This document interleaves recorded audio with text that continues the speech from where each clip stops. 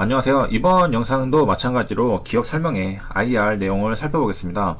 PFS에 대해서 알아볼 건데요. 바로 전 영상에서 OS 전체 생존율을 알아봤죠. 이거는 약을 투여하고 치료를 시작하고 나서부터 사망할 때까지의 생존율을 평균이 아닌 중간값으로 구한 값입니다. 그게 전체 생존율이고, 이 PFS는 무진행 생존율, 질병이 더 확대되지 않는 것을 말합니다. 이 PFS를 알기 위해서는 이 PD에 대해서 알아야 되는데요. 그에 대한 설명이 있습니다. 여기에 보면은 아주 이상적인 거는 종양이 완전히 소실되는 것을 Complete Reaction이라고 해서 CR이라고 부릅니다. 완전 반응이라고 하고요. 이거는 이제 항암제 치료 효과를 말하는 거죠. 증상이 어떻게 진행이 되는지, 증상이 좋아지는지 나빠지는지에 대한 설명이고, 아주 좋아졌을 때가 컴플릿 리액션, 그리고 이제 종양이 이제 작아졌다, 30% 이상 감소하는 거를 이제 파셜 리액션이라고 해서 PR이라고 부릅니다. 그러면은 우리가 이제 PD라고 하는 거는 종양의 크기가 20% 이상 증가하면은 프로그레시브 디시스라고 해가지고 PD라고 부릅니다. 그래서 이 사전 지식을 가지고 뒤에 거를 읽어보면은 PFS는 PD가 아닌 상태의 사람이 PD 또는 사망에 이르기까지 생존한 기간을 의미합니다. 잘 이해가 안 되시죠?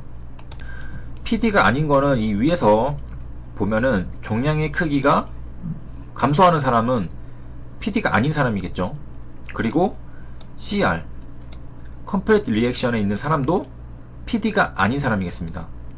그리고 PR도 PD도 아닌 경우에는 불변 또는 안전병변, SD, 스테이블 디시스라고 하는데, 이것도 PD가 아닌 사람이겠습니다. 그래서 여기서 PD가 아닌 상태의 사람을 말하는 거는 CR, PR, SD를 말하겠습니다. 종양이 완전히 없어진 사람, 종양이 감소하고 있는 사람, 그리고 스테이블한 상태에 있는 사람, 안정적으로 있는 사람, 종양이 증가하지 않는 것을 말하는 겁니다. 즉, 다시 말하면은 종양이 커지지 않고 있는 모든 상태를 말하는 겁니다. 그래서 PD가 아닌 상태의 사람은 종양이 커지고 있지 않은, 종양이 줄어들고 있거나 없어졌거나 그대로인 사람을 빼고 포함이죠. PD가 아닌 사람이니까. 이 사람이 이제 종양이 커지거나 사망에 이르기까지 생존한 기간을 의미합니다. 그래서 이제 요약을 하면은, 이제 깔끔하게 요약을 해드리겠습니다. 종양이 완전 없어진 사람, 종양이 감소하고 있는 사람, 종양이 그대로였던 사람이 종양이 커지거나 사망하는 때까지의 생존한 기간을 의미합니다. 그래서 기업 IR 내용으로 다시 돌아오면은, 위암 3차 엔젤 스터디에 관해서, 위암 3차는 이제 PFS가 결과가 좀 좋게 나왔나 보죠. 그래서 위암 3차는 PFS를 진행하고, 또 4차는 OS와 PFS 둘 다 신약허가 신청을 한다고 합니다. 둘 다 숫자가 좋았기 때문이라고 하고요. 그럼 제 앞에 영상을 못 보신 분들을 위해서 OS도 다시 한번 정리를 해드리면, OS는 이제 오버롤 서바이벌이라고 해서 뭐 종양의 크기를 고려하지 않고 치료 시작 후부터 사망에 이르는 시간까지를 나타낸 지표입니다. 이제 예를 들어 보겠습니다.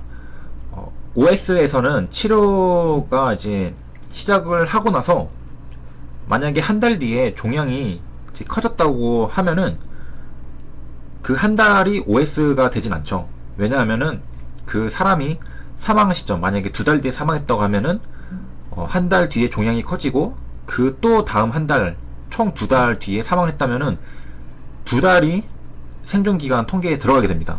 이게 OS고, PFS의 경우에는 이 사람이 종양이 커지지 않는 상태에 있다가 한 달 뒤에 종양이 커졌잖아요. 그러면 PFS는 한 달이 되는 겁니다. 뒤에 사망이 2달 뒤에 했다고 해도 한 달을 PFS 통계에 넣게 되는 겁니다. 보면은 여기에 또는이라고 되어 있잖아요. 5알이라는 것은 하나만 충족이 된다면은 해당이 된다는 것을 의미합니다. 그렇기 때문에 OS 같은 경우에는 종양이 한 달 뒤에 커지고 그 다음 한 달, 2달째 될 때 사망하면은 2달이 통계에 들어가게 되고, PFS 같은 경우에는 종양이 커진 그 한 달치가 통계에 들어가게 됩니다. 여기서 차이점이 있겠죠.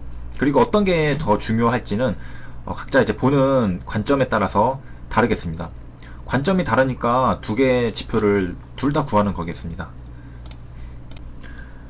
그러면 이제 대충 어떤 것을 의미하는지, OS가 PFS가 무엇인지에 대해서 이제 이해를 하셨을 겁니다.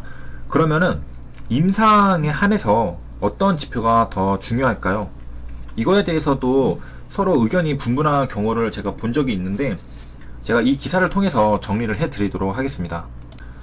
깔끔하게 표로 정리가 되어 있어서 이제 논란의 여지가 없을 정도로, 자료는 미국 식품의약국 FDA에서 직접 낸 자료입니다. 그러니까 이거에 대해서 뭐 토를 달 수는 없겠죠. 그래서 여기에 항암제 효과 판정의 기준이라고 나와 있는데 OS와 PFS가 있습니다. 그래서 설명을 읽어보면, 전체 생존 기간 항암 치료의 궁극적인 목표로 신약의 승인 여부를 결정하는 가장 중요한 기준이라고 말하고 있습니다. 반면에 이제 PFS는 비교적 빠른 시일 내에 생존 기간 연장을 간접적으로 증명할 수 있음이라고 나와 있습니다. 그래서 가장 중요한 거는 OS랑 PFS 중에 OS가 중요합니다. 단어만 봐도 궁극적인 목표라고 하죠. 항암 치료의 궁극적인 목표가 전체 생존 기간을 늘리는 겁니다. 그리고 FDA에서 직접적으로 승인 여부를 결정하는 가장 중요한 기준이라고 말을 해줬습니다. 제가 이 잘못된 OS보다 PFS가 더 중요하다라고 말씀하시는 분들을 제가 글들을 본 적이 있는데 잘못된 내용이고요. 이건 제가 말한 게 아니라 미국 FDA에서 판정의 기준을 말해주는 겁니다. 이거는 그 무엇보다 확실하죠. 한국경제 기사에서 나온 거고, 이제 단점으로는 OS는 이제 대규모 임상 시험이 필요하다고 하고, PFS는 판정하는 의사에 따라 다른 결과가 나올 수도 있다고 이제 했습니다. 이거는 그럴 수 있죠.